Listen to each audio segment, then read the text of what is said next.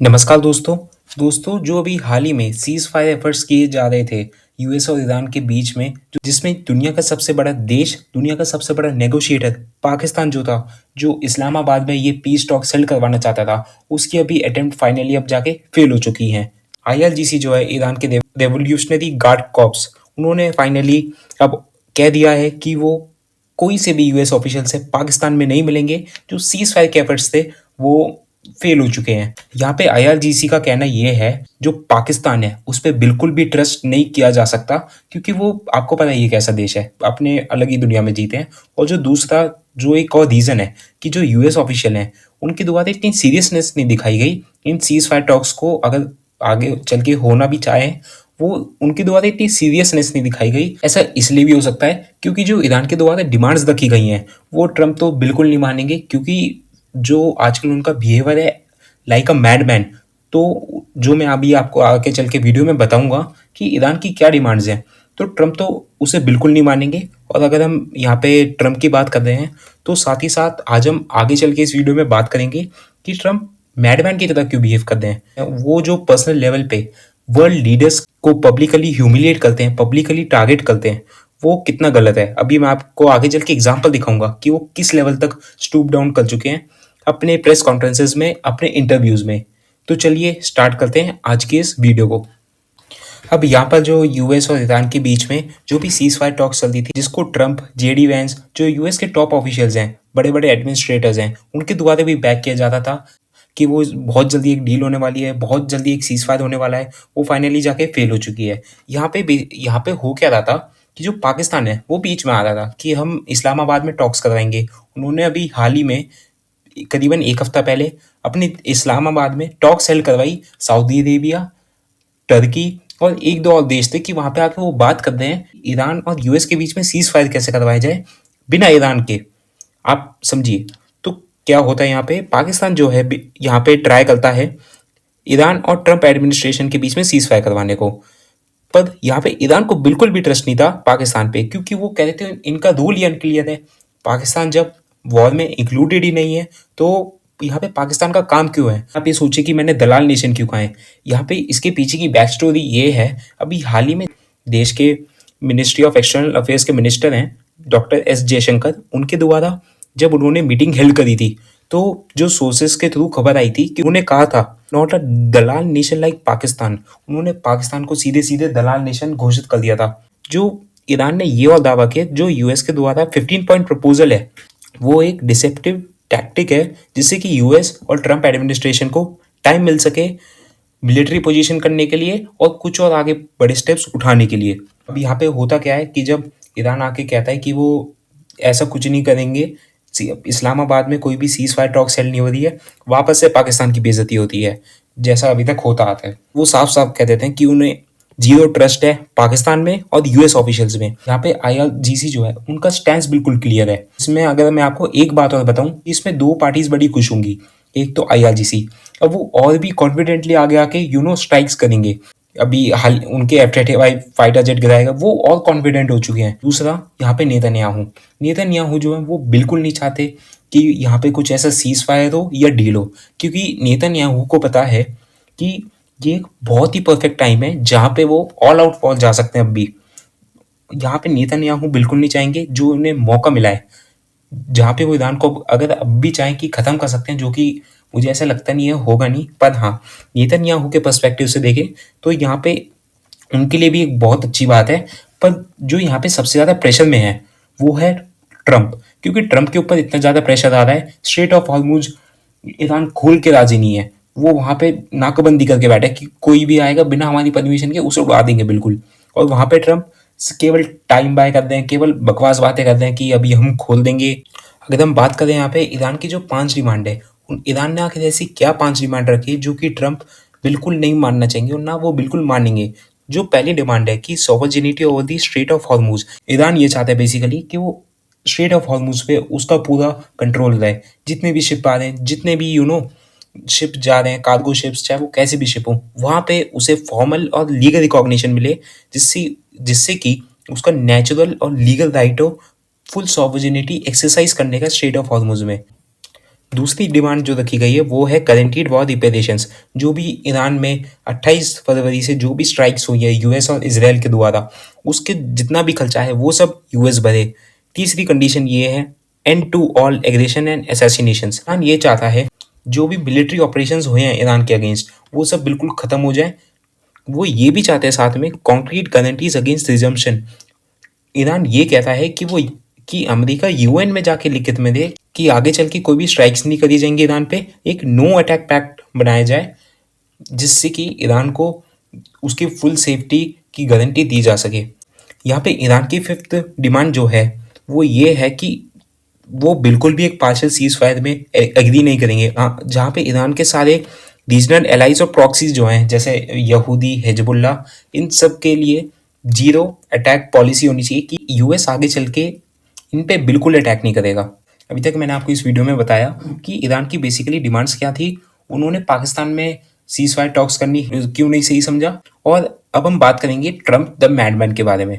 यहाँ पे मैं ट्रम्प को मैडमैन इसलिए बोल रहा हूँ क्योंकि अभी जो उनके द्वारा इतनी सारी स्टेटमेंट्स, इतने सारे इंटरव्यूज में मौकरी करी जा रही है बड़े बड़े लीडर्स के, चाहे वो सऊदी का प्रिंस हो, फ्रांस के चाहे वो फ्रांस के प्राइम मिनिस्टर इमैनुअल मैक्रोन हो, चाहे वो यूके के प्राइम मिनिस्टर कीर स्टारमर हो। यहाँ पे उनके द्वारा इतने अभद्र भाषा का प्रयोग किया गया है कि मैं आपको यहाँ पे बता भी नहीं सकता। जब अभी ट्रम्प हाल ही में व्हाइट हाउस में आते हैं तो जो उनकी पूरी प्राइवेट टॉक्स थी यूके पीएम के साथ एक्सपोज करते थे व्हाइट हाउस में।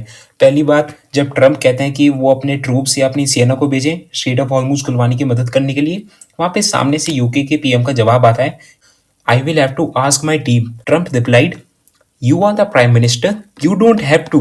फिर यहाँ पे जो यूके के पीएम कीर स्टारमर हैं वो रिप्लाई करते हैं वो बिना अपनी टीम के परमिशन के कुछ भी ऐसा डिसीजन नहीं लेंगे। ट्रम्प वापस से ये कहते हैं, but the war already started next week, the war is going to be over सून।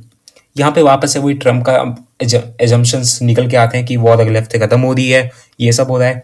और यहाँ पे एक तरीके से यूके जो है उन्हें पता था कि ट्रम्प एक डंकापति आदमी है, 24 घंटे में 2-3 बार आके अपने प्लेटफॉर्म पे ट्वीट डालता है कि अब ऐसे कर दें वैसे कर दें, हो तो कुछ नहीं है। क्योंकि एडमिनिस्ट्रेटिव लेवल जो भी बंदे हैं उन सबको पता है। और उन्होंने आके अपना स्टैंस भी क्लियर करा था अभी 2 दिन पहले जब यूके के पीएम कीर स्टारमर आके प्रेस कॉन्फ्रेंस करते हैं, शायद वो 1 या 2 तारीख की थी, जहाँ पे वो कहते हैं साहब कि उनका इस वॉर में कोई भी लेना देना नहीं है।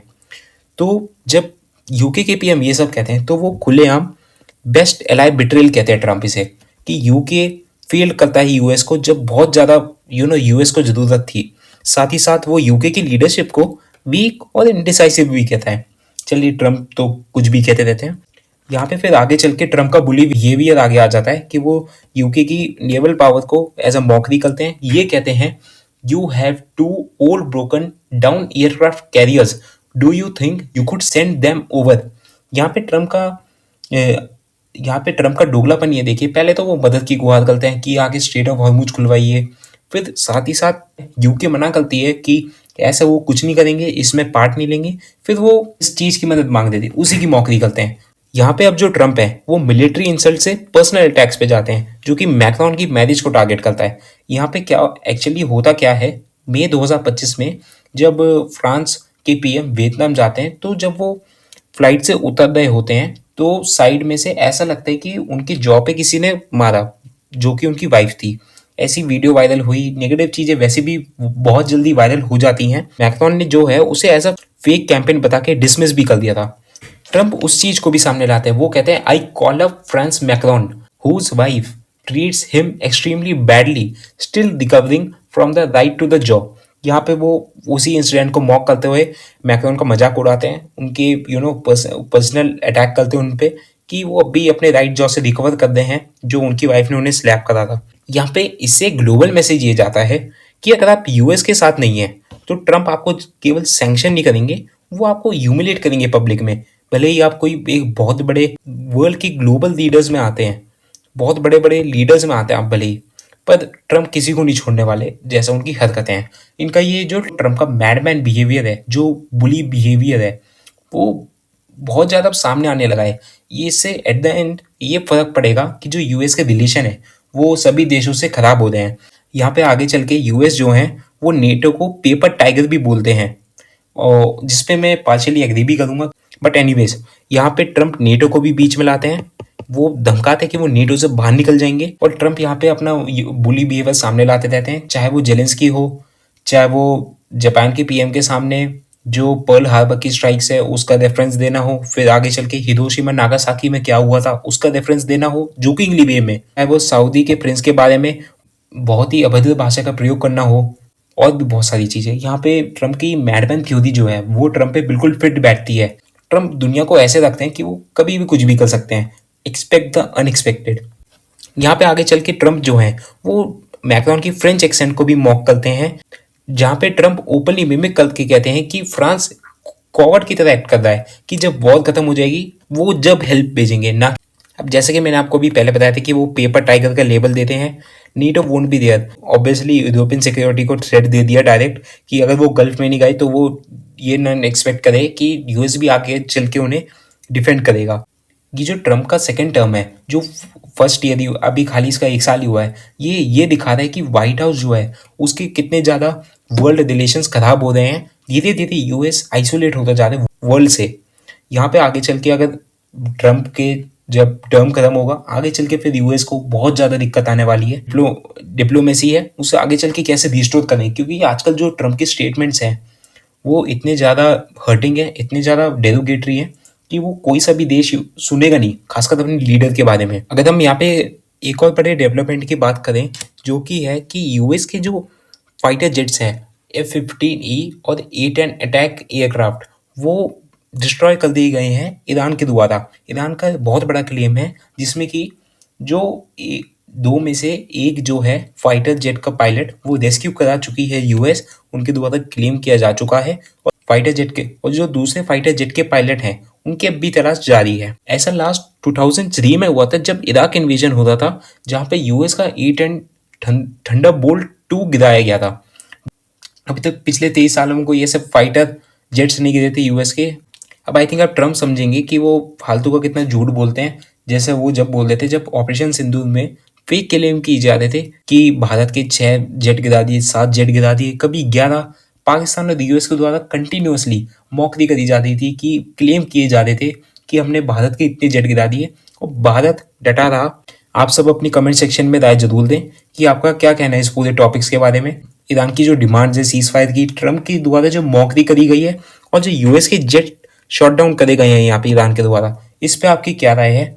कमेंट सेक्शन में अपनी राय जरूर दीजिएगा। Subscribe to my channel for more such videos. Thank you.